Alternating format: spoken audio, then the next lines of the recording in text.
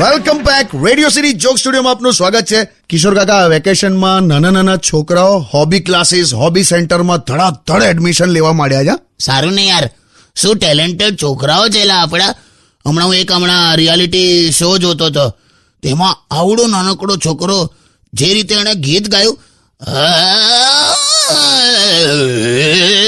આખું આમથી આમ ને આમ ગળામાં આખી સાયકલ ચલાવી લીધી એણે.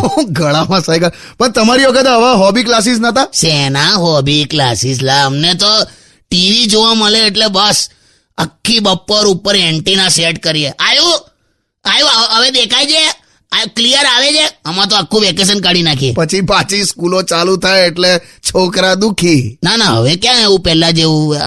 હવે તો છોકરાઓ એકદમ આમ ખુશી ખુશી સ્કૂલે જાય છે. અમારે તો ઢસડીને સ્કૂલે લઈ આવતા હતા બધાને. બાળપણમાં સૌથી વધારે દુઃખ ક્યારે થતું હતું ખબર?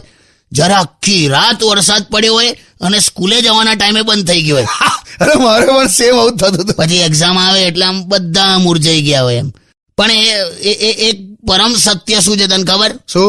એક્ઝામ અને લગન બીજા ના હોય ને તો જ મજા આવે. Stay tuned with Kishore Kaka only on Radio City 91.1. Only on